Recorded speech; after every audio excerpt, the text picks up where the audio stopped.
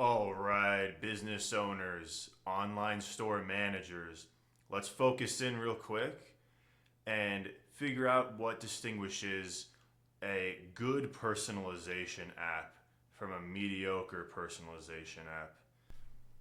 All right, and we're going to focus in on one very important thing that you must distinguish in order to figure out if an app is good or if it's mediocre.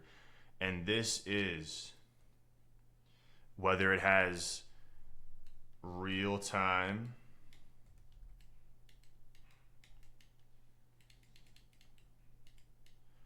or batch.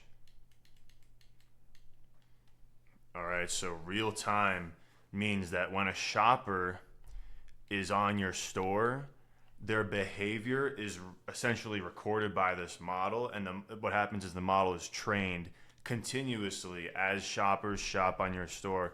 So if they click on one product at one point and then they go to another product, then other product is going to have recommendations relevant to that first product. Just as a in a vacuum, that's what would happen, right? Whereas with a batch model, the main way that a batch model works is it solely focuses on all of the products in your store and all of the shopping history in your store. So it looks at all of the orders because every order is a product and a customer. So this is what happens. So the batch model, what it does is it trains in batches routinely on schedule. So for example, every 24 hours, the model could train and look again at all of the orders in your store's history or recent history, and it can use that to suggest products to the customer. So real time versus batch.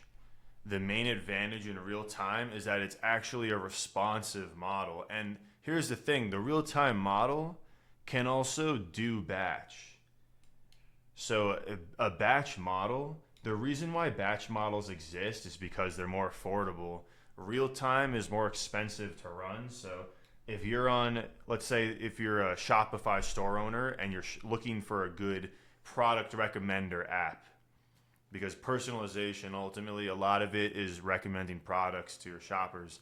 So a good app in real time, so the price of running this app so that you can use it for your store, like the subscription you'll have to pay for this app is going to be more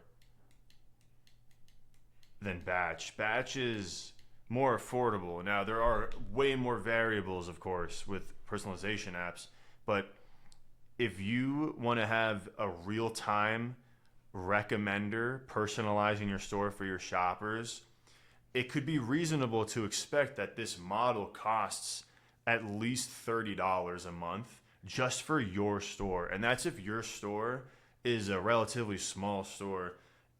If we want to say that there's 10 shoppers at all times on your store, then the model could potentially cost $35 a month just for that store. So 10 shoppers on your store at all times that's not really chump change. It's something, right?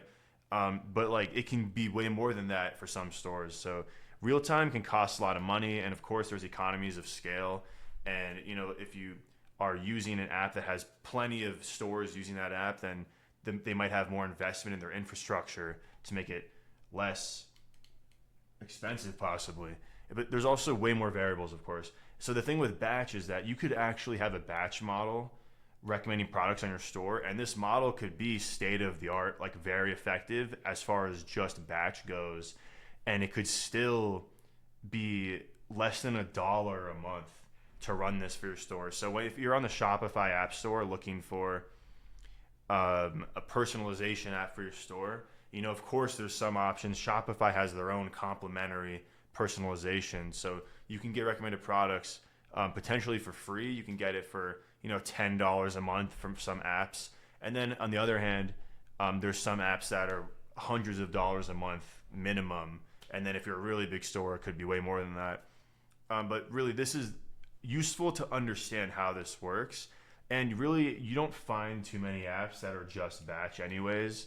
But understanding how the real time works and the fact that batch is a possibility can be useful for you managing your store. So that's really the difference here that we're looking at. And that was this video. So thank you for watching. Best of luck with your store. Best wishes. Peace out.